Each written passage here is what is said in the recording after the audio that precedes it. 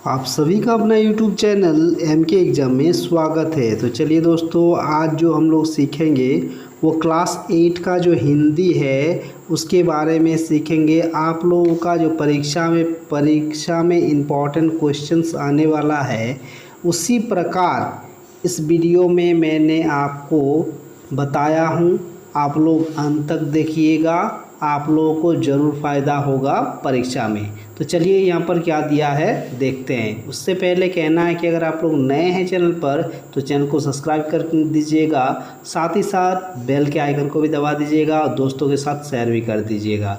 तो देखते हैं पहला क्वेश्चन यहाँ पर क्या दिया गया है। अमरूद का पेड़ कहानी के लेखक कौन है? तो आप लोग इसको जान लीजिएगा कि अमरूद का पेड़ के कहानी के लेखक कौन है? ज्ञानरंजन। ठीक है, कौन है? ज्ञानरंजन। दूसरा जो क्वेश्चन दिया गया है वो इस प्रकार, अमरूद का पेड़ हिंदी साहित्य की कौन सी विधा है? इसका जो आंसर हो जाएगा वो होगा आपका आंसर कहानी। कौन सा?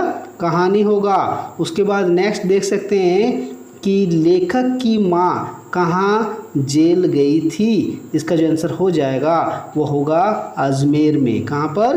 अजमेर में लेखक की माँ जेल गई थी। उसके बाद नेक्स्ट देख सकते हैं कि लेखक के पिता कैसे आदमी थे?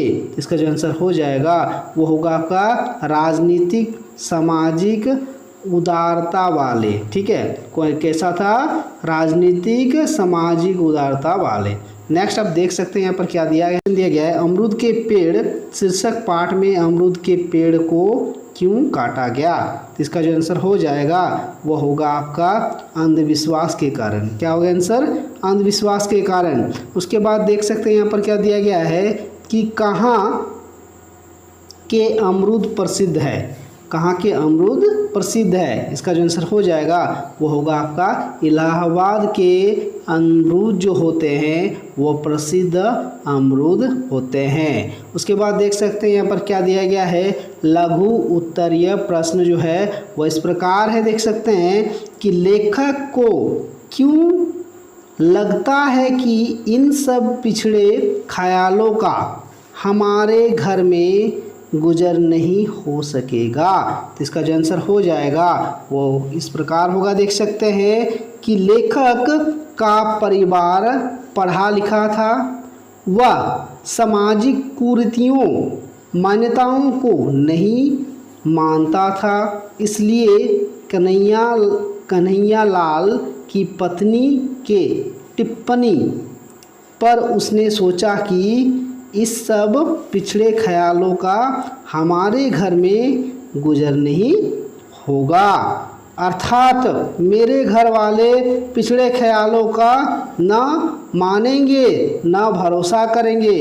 ऐसे ही दुखिया सुनी सोच से हमारे घर में कोई डरने वाला नहीं है। यह सब बेहुदी एवं फूहड़ बातें हैं, इनमें कोई दम नहीं है। इस प्रकार किसने कहा? लेखक ने कहा कि ये जो बोल रहे हैं ये पुराने ख्यालों के है और इन सब बातों का हमारे घर में कोई गुजर बसर नहीं होगा, इन बातों को कोई नहीं मानेगा। नेक्स्ट क्वेश्चन देख सकते हैं यहाँ पर क्या दिया गया है, आप इस प्रकार लिखिएगा इसका आंसर।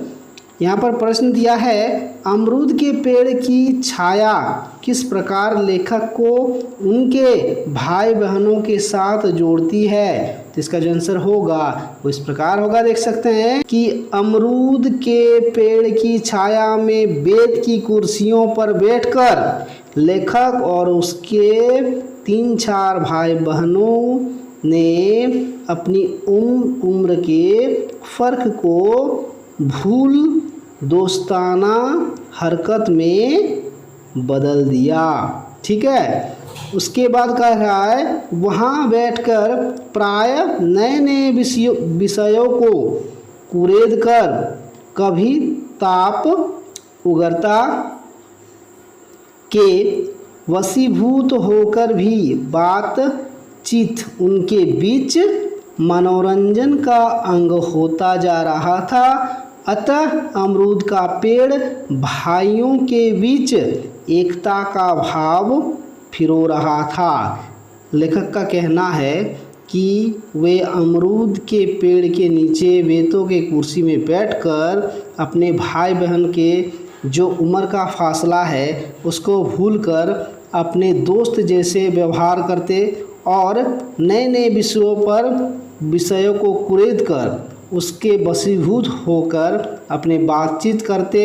और अमरूद के पेड़ को इसलिए उन्होंने कहा कि अमरूद का पेड़ भाइयों के बीच एकता का भाव फिरोता है। इस प्रकार मिलजुल कर उन लोग रहते थे, इसीलिए कहा जा रहा है कि अमरूद का पेड़ भाइयों के बीच एकता का भाव फिरो रहा था। नेक्स्ट आप देख सकते हैं यहाँ पर क्या दिया गया है।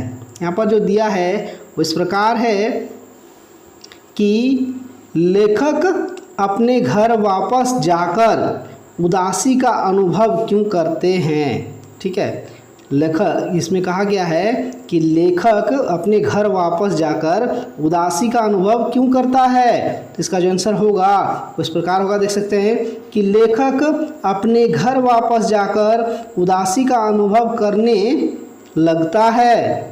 लेखक की माँ अमरूद के पेड़ को अशुभ मानकर कटवाना चाहती है। तब लेखक को लगता है कि जब हम जिंदगी की बुलंदियों को छूने लगते हैं तभी माँ को रूढ़ी और अशुभ के मिथ्या भय ने पराजित कर दिया, उसे दुख हुआ।